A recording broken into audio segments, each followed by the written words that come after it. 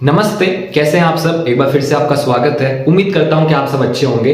तो बहुत से लोगों के सवाल थे कि बीएसटीसी 2026 की तैयारी कैसे करें, तो आज हम इसी के ऊपर बात करने वाले हैं और मैं आपको स्ट्रेटेजी बताने वाला हूं, जो सजेशन बताने वाला हूं। आप स्ट्रेटेजी अपनी पर्सनली लगाना और आज जो मैं बताने वाला हूं, अगर आप वो ध्यान से सुनते हो, वो करते हो, तो मैं श्योर हूं कि आपके 500 प्लस नंबर इजीली आ जाएंगे। तो बात करते हैं। तो सबसे पहले बीएसटीसी 2026 का एग्जाम नहीं, आवेदन जो है 31 दिसंबर तक चलने वाले हैं। तो इस बार जो आवेदन है वो बहुत जल्दी लिए जा रहे हैं, तो इसी के चलते परीक्षा भी जो है मार्च, बहुत से लोग मार्च की कह रहे हैं, बहुत से लोग अप्रैल की कह रहे हैं, बहुत से लोग मई की कह रहे हैं। तो यहां पर मार्च में भी अगर एग्जाम होता है तो मार्च के एंड में होगा, ठीक है, और मोस्ट प्रोबेबली एग्जाम अप्रैल में ही होगा, ठीक है। मैं कंफर्म डेट नहीं कहता हूं, ठीक है, एक अनुमान है, वैसे तो विभाग के ऊपर डिपेंड करता है वो कब कराए, लेकिन मार्च अप्रैल में 12th के एग्जाम होंगे, इसलिए हो सकता है कि अप्रैल में जो है, एंड में अप्रैल के एग्जाम बीएसटीसी का हो, या उससे पहले भी होगा तो मार्च के एंड में ही होगा। और अगर आप किसी भी तरीके से लेते हो तो 3-4 महीने का अभी से टाइम मिलता है, इसलिए आप आज से ही पढ़ाई चालू कर देना। तो सबसे पहले आपको पेपर पता ही होगा कि पेपर कैसा होता है, कि पेपर में 600 क्वेश्चन आते हैं। एक क्वेश्चन होता है 2 नंबर का, ठीक है, तो 200 प्रश्न आते हैं। एक क्वेश्चन होता है 3 नंबर का, एक क्वेश्चन होता है 3 नंबर का, 200 क्वेश्चन आते हैं और 200 × 3 600 नंबर का पूरा पेपर होता है। तो यहाँ पर अब मैं आपको बताने वाला हूँ कि तैयारी कैसे करें, वो आप ध्यान से सुनना। और सबसे पहले बहुत से लोगों का ये सवाल था कि बुक्स कौन सी लेके आए, बुक कौन सी लेके आए। तो देखो, मैंने इतनी सारी बुक्स देखी नहीं है, लेकिन आप जो भी बुक्स लेके आओगे उससे हो सकता है कि क्वेश्चन बाहर से आ जाते हैं, बहुत सी बार एक दो क्वेश्चन बाहर से आ जाते हैं। तो आप जो भी बुक लेके आओ उससे भी आपको पढ़ना है, और जैसे मैं आपको बताऊं वो भी आपको करना है। और मैं आपको कहूं तो आप लक्ष्य की किताब लेके आ सकते हो, ठीक है ना। अगर आप पहली बार कर रहे हो तो लक्ष्य की किताब लेके आ सकते हो, इसमें थोड़ी भाषा सरल रहती है, फिर भी आपके ऊपर डिपेंड करता है, क्योंकि मैंने तो इतनी सारी बुक्स देखी नहीं है, मैंने तो 1-2 बुक्स देखी है, उसके हिसाब से मेरे को लक्ष्य अच्छी लगी, इसलिए मैं आपको लक्ष्य बता रहा हूँ, ठीक है ना। इतनी सारी बुक्स मैंने देखी नहीं है, सिर्फ 2 बुक्स ही देखी है, तो मैं उसके हिसाब से लक्ष्य बता रहा हूँ। तो मेरे को इतना पता नहीं है, आप अपने हिसाब से जो बुक्स लाना चाहो वो ला सकते हो। फिर यहाँ पर मैं आपको तरीका बता रहा हूँ कि कैसे तैयारी करनी है। तो यहाँ पर हमारा पहला टॉपिक है रीजनिंग, ठीक है। रीजनिंग के आते हैं 50 क्वेश्चन, तो एक क्वेश्चन होता है 3 नंबर का, तो इंटू 150 नंबर की यहाँ पे रीजनिंग आती है, ठीक है। अब यहाँ पे आपको रीजनिंग की तैयारी कैसे करनी है मैं आपको बताता हूँ। सबसे पहले यहाँ पर रीजनिंग के लिए आपको क्या करना है, पुराने 10 साल के पेपर देखने बीएसटीसी के, ठीक है, पुराने 10 साल के बीएसटीसी के पेपर देखने, रीजनिंग जो सब चीजें है ना, सब चीजें आपको देखनी है, ठीक है। और पुराने 10 साल के पेपर क्यों देखने, क्योंकि जब आप पेपर देखोगे, सिलेबस पढ़ोगे, तब जाके आपको पता चलेगा कि क्वेश्चन कैसे बनते हैं, क्वेश्चन कैसे आते हैं। फिर आप जब पढ़ोगे ना, तो आपकी माइंड की अप्रोच वही चलेगी कि हाँ, क्वेश्चन ऐसे बन सकता है, ऐसे बन सकता है। इसलिए आपको पुराने पेपर्स देखना बहुत जरूरी है। अगर आप पुराने पेपर्स देखोगे नहीं तो आपको पता ही नहीं होगा कि क्वेश्चन कैसे बनेंगे, आप सिर्फ पढ़ते जाओगे। इसलिए आपको पुराने 10 साल के पेपर देखने हैं। और अगर आपको पेपर नहीं मिलते पुराने 10 साल के, तो टेलीग्राम चैनल की लिंक मैंने डिस्क्रिप्शन में दी हुई है, वहां पर आप ज्वाइन कर लेना। और जब आप ऊपर स्क्रॉल करोगे तो आपको जो है पुराने 10 साल के पेपर, मॉक टेस्ट सीरीज, बहुत सारी चीजें मिल जाएगी, ठीक है। तो आपको पुराने 10 साल के पेपर देखने, ठीक है। उसके बाद में क्या होता है कि रीजनिंग में सिलेबस में टॉपिक है, बहुत सारे टॉपिक है। जैसे कि टॉपिक मैं आपको बताता हूं, ऑड वन आउट, ठीक है, ऑड वन आउट है, काउंटिंग ऑफ फिगर्स टॉपिक है, ठीक है, फिगर्स को काउंट करना है, टाइम वाला टॉपिक है, ठीक है। ऐसे बहुत सारे रीजनिंग में टॉपिक है, डायरेक्शन वाला टॉपिक है, ठीक है, ऐसे बहुत सारे टॉपिक है। तो आपको क्या करना है कि जो है टॉपिक, जैसे आपने आज एक टॉपिक लिया, आज आपने टॉपिक लिया ऑड वन आउट, तो इस टॉपिक को आपको कंप्लीट करना है। पुराने जो क्वेश्चन आए उनको देखना है, उनको देखने के बाद जो आपने किया है उसको कॉपी में करना है। रीजनिंग को आपको क्या करना है, कॉपी में करना है। रीजनिंग को आप जब लिखते हो ना कॉपी में या कहीं पे भी, तभी आपको रीजनिंग समझ में आती है। आप रीजनिंग को पढ़ नहीं सकते हो, रीजनिंग को आपको प्रैक्टिस करनी पड़ेगी। क्योंकि मान लो कि आपने अभी रीजनिंग का फॉर्मूला पढ़ लिया, आपने कभी लिखा ही नहीं, तो आपको एग्जाम में सॉल्व करते वक्त दिक्कत आएगी, टाइम लग सकता है। तो आपको रीजनिंग में क्या करना है, 10 साल पुराने पेपर देखने, ऑड वन आउट, ऐसे बहुत सारे टॉपिक्स हैं। एक टॉपिक लेना है, उसको अच्छे से करना है। करने के बाद में आप उसकी यूट्यूब से वीडियो भी देख सकते हो, उस टॉपिक को सर्च करके यूट्यूब से वीडियो भी देख सकते हो, जिससे क्या होगा कि आपका टॉपिक बिल्कुल क्लियर हो जाएगा। तो ऐसे कर करके मैं आपको यही कहूंगा कि 10-12 दिन में आपको रीजनिंग कंप्लीट करनी है, 10-12 दिन में आपको रीजनिंग बिल्कुल खत्म करनी है। है, ठीक है। 10-12 डे में आपको रीजनिंग बिल्कुल खत्म करनी है। अब मैं आपको क्यों कह रहा हूँ कि 10-12 दिन में खत्म करनी है, क्या ये कम समय है? ये कम समय नहीं है। अगर आप अच्छे से पढ़ाई करो तो 10-12 दिन में आप रीजनिंग खत्म कर सकते हो। और देखो वो चीज होती है कि अगर मैं आपको कहूं कि ये रूम 10 मिनट में साफ करना है तो आप जैसे तैसे करके 10 मिनट में साफ कर दोगे। लेकिन अगर मैं आपको कहूं ये रूम आपको 24 घंटे में साफ करना है तो आप क्या करोगे? धीरे धीरे धीरे धीरे करके 24 घंटे में साफ करोगे। अगर मैं आपको कहूं कि ये रूम 1 महीने में साफ करना है तो आप धीरे धीरे धीरे धीरे 1 महीने में साफ करोगे। अगर 1 साल का टाइम दूं तो आप 1 साल लगाओगे इसको साफ करने में।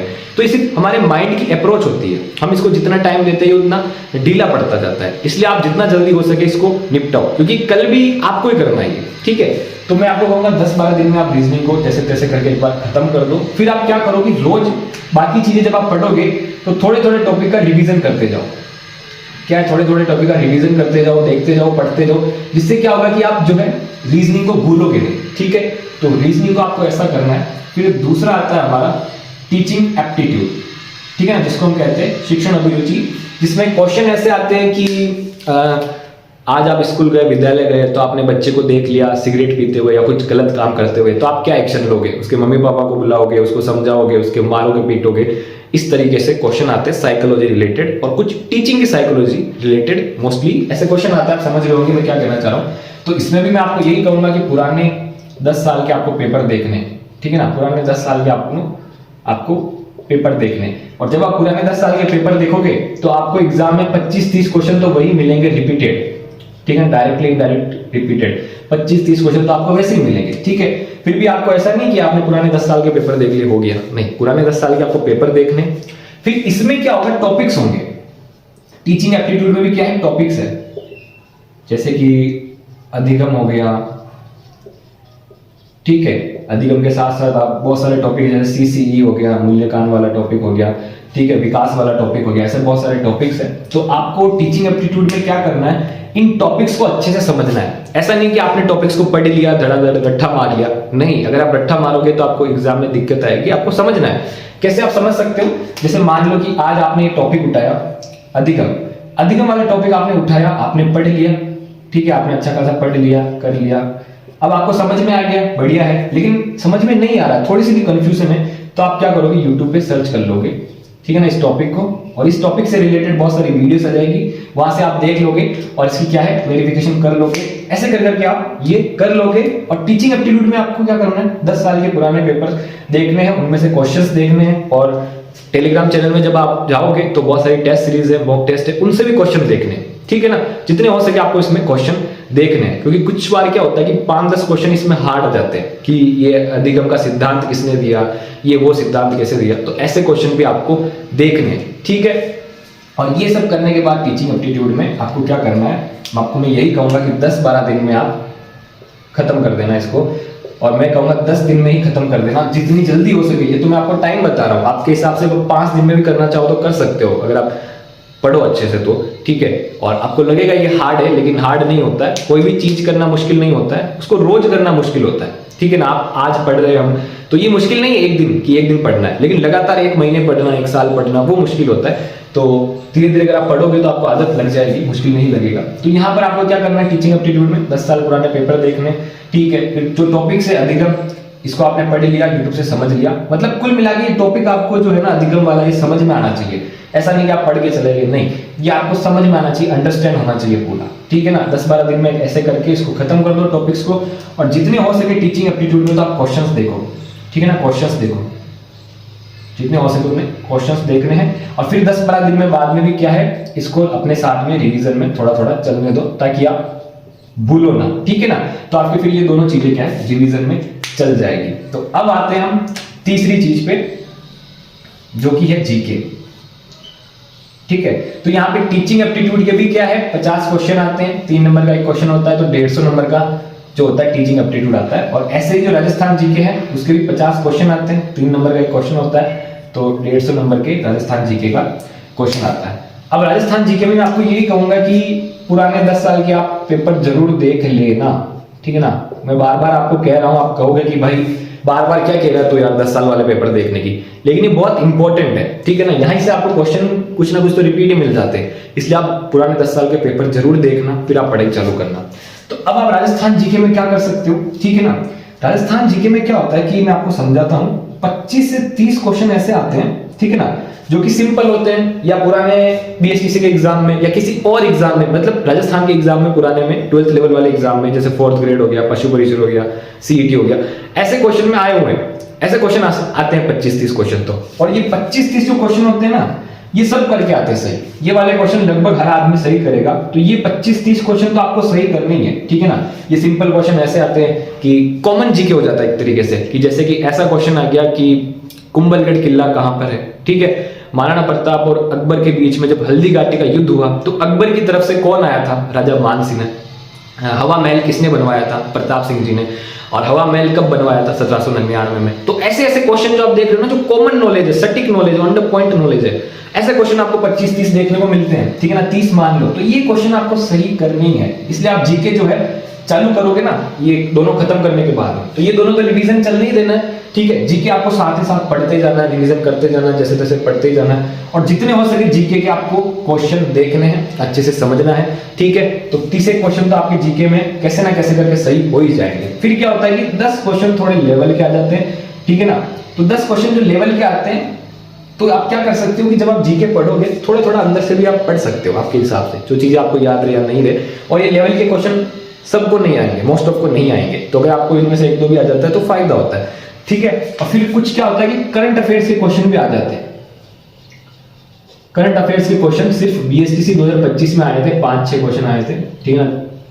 5-6 3-4 क्वेश्चन आए थे करंट अफेयर्स के, 2025 में आए थे, बाकी कभी पहले नहीं आए हैं। तो करंट अफेयर्स के जब क्वेश्चन आएंगे तो इनको मैं कहूंगा कि आप ज्यादा चिंता ना करें। आप जो यूट्यूब पे, नेट पे जो करंट अफेयर्स देखते हैं वो देखते रहें, या आप यहाँ से जुड़े रहें। मैं आपको टेलीग्राम ग्रुप में कुछ करंट के क्वेश्चन भेज दूंगा, क्योंकि करंट अफेयर्स बहुत बड़ा हो जाता है। फिर भी आप छोटी मोटी जो करंट चीजें हैं, कोई अभियान हुआ है, कोई नई चीज बनी राजस्थान में, वो ध्यान रख सकते हो, क्योंकि करंट अफेयर्स सिलेबस में नहीं है। वो तो 2025 में 3-4 क्वेश्चन दे दिए थे, तो इस बात दे या ना दे कोई भरोसा नहीं है। तो सिंपल सी बात मैं आपको क्या कहना चाहता हूं कि ये दोनों का तो रिवीजन चलता रहेगा, ठीक है। वही पीछे जीके, तो जीके क्या है, 150 नंबर की है, तो 10 साल पुराने पेपर देखने हैं आपको, और जीके पढ़ते रहना है, पढ़ते रहना है, पढ़ते रहना है। जो सिंपल चीजें हैं उसको तो अच्छी से याद कर लेनी है, थोड़ा सा और डीप जाना उसमें, थोड़ी डीप वाली चीजें भी याद कर लेनी है। और सबसे बड़ी बात जीके की, जितने हो सके उतने आपको क्वेश्चंस देखते रहना है, ठीक है ना, ठीक है ना। बीएसटीसी के देख लिए, या कहीं पे मॉक टेस्ट के देख लिए, कहीं पे टेस्ट सीरीज के देख लिए, ठीक है। मान लो कि एक क्वेश्चन आपने ऐसा देखा कि ये जो युद्ध है, खानवा का युद्ध किसके बीच हुआ था, महाराणा सांगा, महाराणा बाबर, ऐसा ऑप्शन आया हुआ है, ठीक है ना। महाराणा प्रताप, अकबर, ऐसा ऑप्शन आया हुआ है। तो आपको पता है कि महाराणा सांगा और बाबर के बीच में खानवा का युद्ध हुआ था, लेकिन आप बाकी ऑप्शन भी देख सकते हो कि महाराणा प्रताप और अकबर के बीच में कौन सा युद्ध हुआ था, महाराणा सांगा और जो बाकी वो संधि हुई थी उसके बीच में कौन सा युद्ध हुआ था। तो ये बाकी चीजें भी आप साथ साथ में देखते चलोगे ना, तो बहुत फायदा होगा, क्योंकि एक क्वेश्चन से 5 क्वेश्चन हो जाएंगे, तो आपको ऐसे बहुत सारे क्वेश्चन देखते रहना है। फिर आता है 4था नंबर पे। तो अब हम आते हैं इंग्लिश और हिंदी में। तो इंग्लिश के आते हैं हमारे यहाँ पर,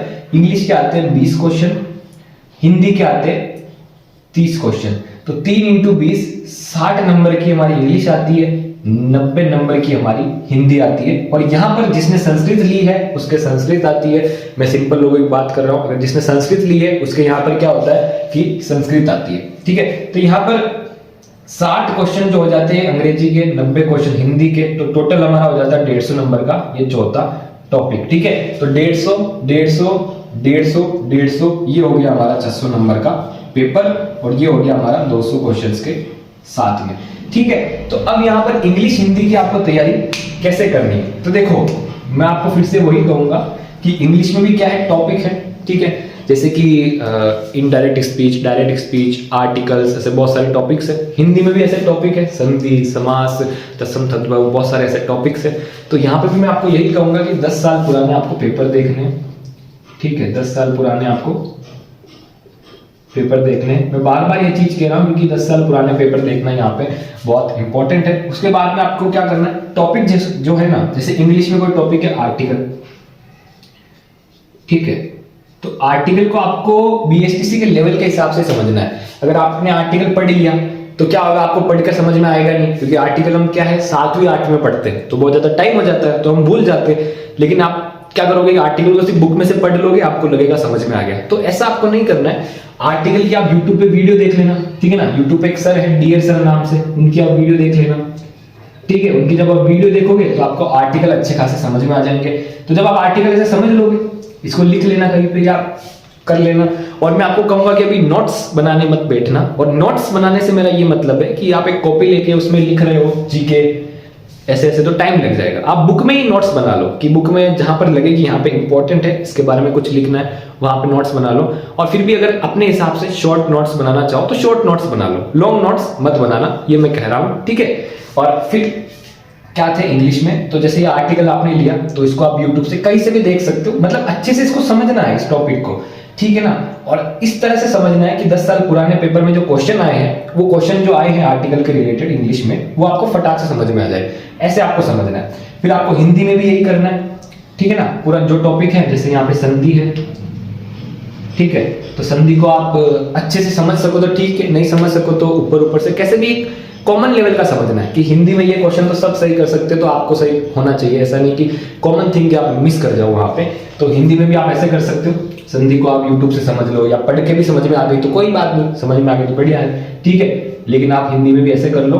और अब ये मैंने पूरा आपको बता दिया, तो मैंने एक तरीके से स्ट्रेटेजी बताई है। बाकी आप जो है ना अपने हिसाब से कर सकते हो, क्योंकि बहुत से लोग जो होंगे वो रीजनिंग में अच्छे होंगे, तो रीजनिंग को वो कम महत्व देंगे, तो आप अपने हिसाब से वो कर सकते हो। मैंने एक तरीका बताया, इसके हिसाब से आप कर सकते हो। अगर ऐसा तरीका आप करते हो तो आपके अच्छे खासे नंबर आ सकते हैं, 500 प्लस नंबर आ सकते हैं। बाकी आप ये भी कर सकते हो कि पहले रीजनिंग कंप्लीट कर ली बिल्कुल, फिर ये कंप्लीट कर लिया, फिर ये कंप्लीट कर लिया, फिर ये कंप्लीट कर लिया, फिर बाद में सबका साथ में रिवीजन कर ले, ऐसा भी कर सकते हो, तो आपके ऊपर है। लेकिन अब एक बार मैं वापस से बताता हूँ मैं क्या कहना चाहता हूँ, ठीक है ना, आपको समझ में आ जाएगा। तो 150 नंबर 150 नंबर 150 नंबर 150 नंबर हो गए 600 नंबर, 200 क्वेश्चन, ठीक है।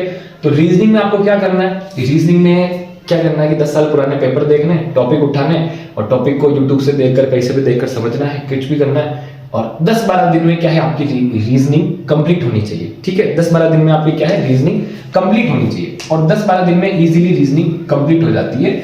और समझने की मैं यूट्यूब से देखकर समझने की आपको इसलिए कह रहा हूं क्योंकि रीजनिंग ऐसी चीज है यहां पर आप 150 में से 150 नंबर ला सकते हो।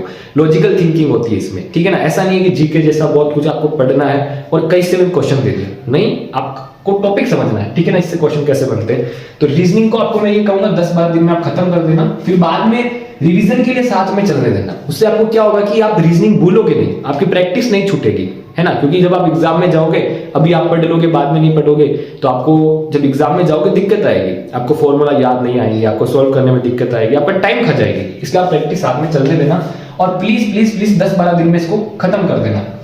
टीचिंग एप्टीट्यूड में मैंने आपको बता दिया कैसे, और 10-12 दिन में आपको खत्म कर देना, ठीक है। तो पहले 20 और 25 दिन में मैं आपसे क्या कह रहा हूं कि आप रीजनिंग और टीचिंग एप्टीट्यूड खत्म कर दो, या आप चाहो तो रीजनिंग इंग्लिश हिंदी खत्म कर दो। थोड़ा ये मुश्किल होगा लेकिन ये दोनों आप कर सकते हो पढ़कर। फिर साथ में इन दोनों का रिवीजन चलने दो, जीके आप चलने ही दो, ठीक है। और जीके में जितने हो सके क्वेश्चंस देखने, टीचिंग एप्टीट्यूड में जितने हो सके क्वेश्चंस देखने, और बाकी में भी देखने, लेकिन बाकी में चलो आप नहीं देख पाए, इन दोनों में तो आपको देखना ही है। बाकी रीजनिंग में तो ये पुराने 10 साल के पेपर वाले क्वेश्चन ही बहुत है, ठीक है। लेकिन यहाँ पर टीचिंग एप्टीट्यूड जीके में आपको थोड़े बहुत और आगे से देखने होंगे, ठीक है ना। क्योंकि क्या होगा, कुछ क्वेश्चन जो आएंगे ना हार्ड, वो भी आपके छूटेंगे नहीं, उसको भी नंबर मिल जाएंगे, ये मैं आपसे कह रहा हूं, ठीक है। तो पहले 20-25 दिन में तो आपको ये दोनों बिल्कुल कर देना, दिन रात मेहनत कर देना। मैंने आपको बताया ना कि रूम साफ करने वाला आइडिया एग्जांपल, तो वैसे ही यहाँ पे होता है। तो 2 दिन में जब आप खत्म 20-25 दिन में जब आप ये दोनों टॉपिक्स खत्म कर दोगे तो फिर आपके पास में बचेगा जीके इंग्लिश हिंदी। तो जीके आप अपनी बुक से थोड़ा सा, जैसे मैंने आपको बताया कि पुराने 10 साल के आपने क्वेश्चंस देखे, तो उन क्वेश्चंस में से और क्वेश्चंस आप देख सकते हो, ठीक है ना। जैसे कि ये क्वेश्चन ऐसे आ गया कि कुंभलगढ़ दुर्ग किसने बनवाया था, चित्रांग मौर्य ने, राजा महाराणा प्रताप ने, महाराणा उदय सिंह ने, राजा मालदेव ने, ऐसा आ जाएगा। तो आपको बाकी ऑप्शन भी देखने हैं, जैसे कुंभलगढ़ वाला आपने देख लिया क्वेश्चन, तो दूसरा क्वेश्चन आप ये देख सकते हो कि मेहरानगढ़ दुर्ग किसने बनवाया, राव जोधा ने, जैसलमेर दुर्ग किसने बनवाया, राव जैसलदेव ने। तो ऐसे ऐसे आप और क्वेश्चन भी एक क्वेश्चन से देख सकते हो, ये मैं आपको कहना चाहता हूँ, ठीक है। थोड़ी प्रैक्टिस हो जाएगी, आपको याद भी रहेगा। तो जीके आपको मैंने बता दिया जैसे आपको पढ़ते रहना है, ठीक है। और फिर उसके साथ में आपको इंग्लिश हिंदी भी कंप्लीट करते रहना है, ठीक है ना। इंग्लिश हिंदी में आप टॉपिक थोड़ा समझना ताकि एग्जाम में आपको दिक्कत नहीं आएगी। तो ये पूरा स्ट्रेटजी है, ठीक है। और पुराने 10 साल के पेपर आपको जरूर जरूर जरूर देखने हैं, तभी जाके आपकी तैयारी सफल हो पाएगी, आपको पता लग पाएगा क्वेश्चन कैसे बनते हैं, आप पढ़ोगे उसी अप्रोच से। तो बस आज के लिए इतना ही, मिलते हैं नेक्स्ट वीडियो में। और सबसे बड़ी बात एक और मैं आपको कहना चाहूंगा, अगर आप यहाँ तक पहुंचे हो तो कि जो आप फॉर्म भरोगे इंग्लिश या हिंदी मीडियम में, इस बार दोनों अलग अलग थे पिछली बार 2025 में, क्या पता इस बार भी अलग अलग हो। तो अगर आप इंग्लिश में कंफर्टेबल हो तभी भरना, क्योंकि जैसे तैसे आप हिंदी तो कवर कर लोगे, राजस्थान जी के रीजनिंग को हिंदी में तो एक तरीके से समझ भी लोगे अगर आपको हिंदी कम भी आती है तो। लेकिन अगर आपको इंग्लिश कम भी आती होगी ना, तो भी आपकी दिक्कत आएगी। इंग्लिश में आपको बुक्स नहीं मिलेगी, इंग्लिश में आपको कोई क्लासेस नहीं मिलेगी। इसलिए आपको यही कहूंगा कि इंग्लिश में आप जब तक सुपर कंफर्टेबल नहीं हो, आपको क्लासेस नहीं मिल रही है, सारी बुक्स तरीके से नहीं मिल रही है, तो मत लेना। हिंदी मीडियम में आप चूज करना, एग्जाम का हिंदी मोड ही चूज करना, ठीक है। बाकी जो कॉलेज मिलता है वो तो सेम मिलता है सबको। तो बस आज के लिए इतना ही, मिलते हैं नेक्स्ट वीडियो में। आपका बहुत बहुत धन्यवाद, और अगर आपका कोई डाउट हो तो कमेंट बॉक्स में जरूर पूछ लें।